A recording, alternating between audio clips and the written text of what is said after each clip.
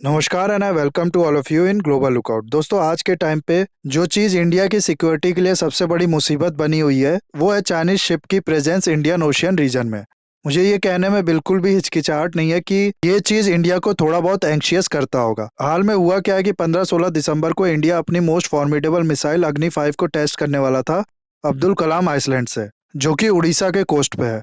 पूरी अग्नि सीरीज के मिसाइल के लिए मैं ऑलरेडी एक वीडियो बना चुका हूं जिसमें मैंने सारी मिसाइल्स के बारे में डिटेल में बताया है। बहुत कुछ उसमें बताया है कि कैसे ये मिसाइल है, ये आज के टाइम पे इंडिया की डिफेंस के लिए एक बैकबोन की तरह है। प्लस उसमें ये भी बताया आईसीबीएम यानी इंटर कॉन्टिनेंटल बैलिस्टिक मिसाइल ये होते क्या है, और इंडिया की न्यूक्लियर मिसाइल की देखरेख कौन करता है, और इसको लॉन्च कौन करेगा फाइनली जब न्यूक्लियर स्ट्राइक का ऑर्डर जो है वो मिल जाता है। तो ये वीडियो आप मेरे चैनल पे जाके देख सकते हैं। डिस्क्रिप्शन में भी मैं इसका लिंक डाल दूंगा, वहां से भी आप लोग देख सकते हैं। पूरा मैंने इसमें एक्सप्लेन किया हुआ है।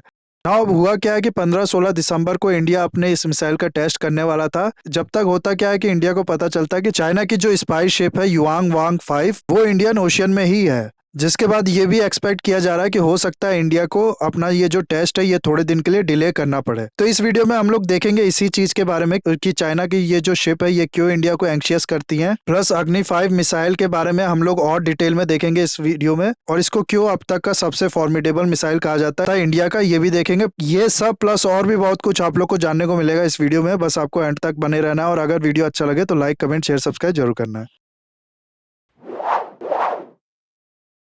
लास्ट मंथ नवंबर में अग्नि 3 का एक टेस्ट किया जाना था, लेकिन उसी समय पता चलता है कि चाइना की एक शिप युआंग वांग 6 इंडियन ओशियन में ही है, जिसकी वजह से होता क्या है कि इंडिया को अपना ये जो टेस्ट है ये रोकना पड़ता है, और कुछ दिन बाद इंडिया फिर ये वाला अपना टेस्ट करता है। अभी हुआ क्या है कि इंडिया को पता चला है कि युआंग वांग 5 शिप जो है वो इंडियन ओशियन में ही है, और 15-16 दिसंबर को इंडिया को अपना अग्नि 5 का टेस्ट करना है। इसलिए ये भी कहा जा रहा है कि हो सकता है इस बार भी इंडिया को अपना ये टेस्ट डिले करना पड़े। ये जो शिप देख रहे हो ना आप लोग स्क्रीन पे, ये है युआंग वांग 5। इसके ऊपर ये जो एंटीना लगा है ये सफिशियंट है किसी कंट्री को वॉर में हराने के लिए। कैसे कि इस एंटीना के थ्रू चाइनीज साइड जो है वो सारी जानकारी इकट्ठा कर सकते हैं दूसरी कंट्री के बारे में, कि उनकी मिसाइल की रेंज, उनकी एक्यूरेसी, उनकी स्पीड क्या है, कहाँ वो लोकेटेड है। बहुत ज्यादा क्रिटिकल इंफॉर्मेशन जो किसी कंट्री के लिए होती है ना, वो सब इंफॉर्मेशन चुराया जा सकती इस एंटीना के थ्रू। इसीलिए जब जब इंडिया कोई अपनी मिसाइल टेस्ट करने लगता है तो चाइना क्या करता है, अपनी इसी तरीके की स्पाई शिप भेज देता है इंडियन ओशियन रीजन में। और ये जो युआंग वांग 5 शिप है, ये अगर आपको याद हो तो कुछ महीने पहले इसी शिप को लेके एक डिप्लोमेटिक बैटल छिड़ गया था इंडिया और चाइना में श्रीलंका के अंदर। हुआ क्या था कि आप लोग को पता ही होगा कि श्रीलंका का हम्बनटोटा पोर्ट जो है वो चाइना ने लीज पे ले रखा है 99 साल के लिए, कॉमर्शियल पर्पस के लिए। अब चाइना ने कहा श्रीलंका को कि हम लोग ये जो अपना स्पाई शिप है इसको भेजेंगे आपके यहाँ, और ये वहां पर थोड़ी दिन के लिए इस पोर्ट पे स्टेशन रहेगा।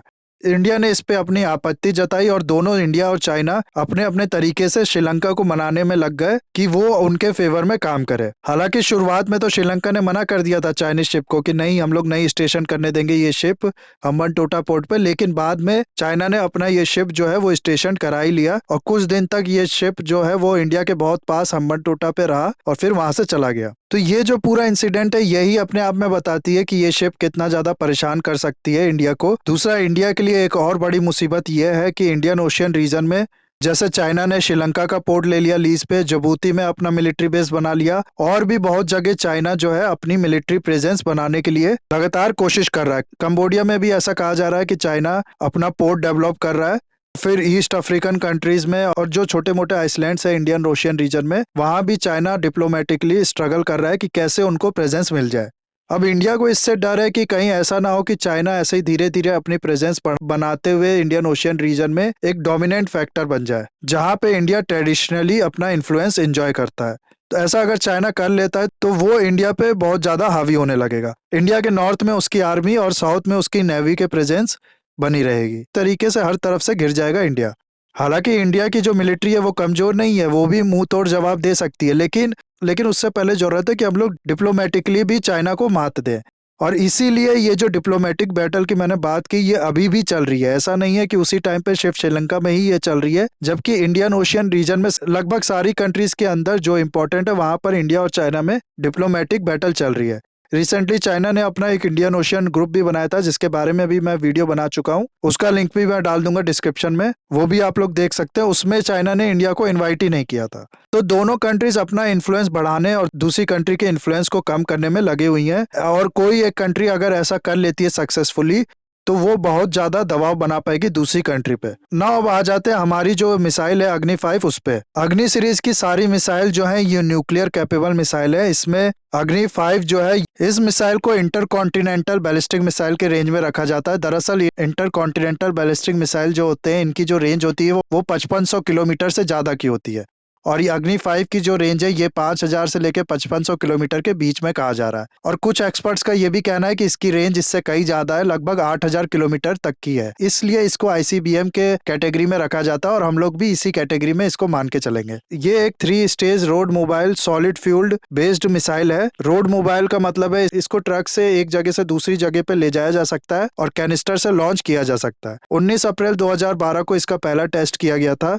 और इसके बाद 7 से 8 टेस्ट इसके किए जा चुके हैं। इस मिसाइल का जो वेट है वो अराउंड 50 से लेकर 56,000 किलो का है। इसकी जो लेंथ है वो 17.5 मीटर की, डायमीटर इसका है 2 मीटर का, और इसमें strategic nuclear warhead up to 1500 KG के लिमिट तक का लगाया जा सकता है स्ट्राइक करने से पहले। इसकी जो मैक्सिमम स्पीड है ना, वो इसको वाकई में बहुत ज्यादा डेडली बनाती है। इसकी जो मैक्सिमम स्पीड है वो है 24 मैक की, यानी 29,400 किलोमीटर पर आवर की। तो जरा आप लोग सोच के देखिए, साउंड ऑफ स्पीड से 24 टाइम ज्यादा इसकी स्पीड है। इसका जो गाइडेंस सिस्टम है उसमें ring laser gyroscope inertial navigation system लगा हुआ है, जिसमें ऑप्शनल जीपीएस या फिर नेविक गाइडेंस सिस्टम भी लगाया जा सकता है। इसमें MIRV के फीचर को भी लगाया जा सकता है, जिसका फुल फॉर्म है multiple independently targetable re entry vehicle. Future में इस फीचर को भी इसमें इंस्टॉल किया जाएगा, ऐसा एक्सपेक्ट किया जा रहा है। इसमें होता क्या है कि एक ही लॉन्च में एक ही मिसाइल में 2 से लेकर 10 सेपरेट न्यूक्लियर वॉरहेड जो है वो इंस्टॉल कर दिए जाते हैं, और फिर ये इस मिसाइल को लॉन्च करने के बाद ये जो वॉरहेड है ये एक ही लॉन्च में अलग अलग जगह पे जाके स्ट्राइक करते हैं। यानी कि एक ही मिसाइल लॉन्च से हम लोग कई जगह पे स्ट्राइक कर सकते हैं इस सिस्टम के अंदर, जिसको आने वाले टाइम में इसमें लगाया जाएगा। इन्हीं सब वजहों से इस मिसाइल को इंडिया का सबसे फॉर्मिडेबल मिसाइल कहा जाता है, और ये जो मिसाइल है इसको ऐसा भी कहा जाता है कि नॉर्थ ईस्ट की जो वल्नरेबिलिटी थी इस मिसाइल ने इसको बहुत ज्यादा कम कर दिया है। दरअसल अब तक जो सिचुएशन थी वो ये कि अग्नि 3 जो था वो बैकबोन था इंडियन मिसाइल सिस्टम का, जिसकी रेंज थी 3500 किलोमीटर की। इस रेंज में पाकिस्तान के सारे एरिया पे तो स्ट्राइक किया जा सकता था, लेकिन चाइना का बहुत ज्यादा एरिया अभी भी हमारी जो न्यूक्लियर रेंज थी उससे बाहर था, और खासकर से उसका जो ईस्टर्न एरिया है जो कि ज्यादा इंपॉर्टेंट है चाइना के लिए, इंडस्ट्रियल वाइज और पॉपुलेशन वाइज भी ज्यादा वहां पर ही रहते हैं, वो हमारी मिसाइल रेंज से बाहर था। और बाकी जगह पे भी हमें अगर स्ट्राइक करना था, हमें अपनी मिसाइल जो है वो पहले लेके जाना पड़ता नॉर्थ ईस्ट में, यानी हमारा जो असम वाला साइड है वहां पर,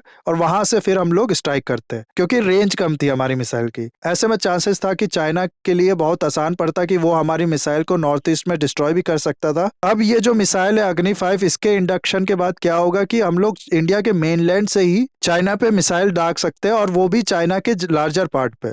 तो इसीलिए ये मिसाइल काफी बड़ा डेटरेंस है इंडिया के लिए चाइना के अगेंस्ट में, और एक बड़ा तूत देती है SFC यानी स्ट्रेटेजिक फोर्स कमांड को, जो कि न्यूक्लियर मिसाइल के लिए बनी हुई है।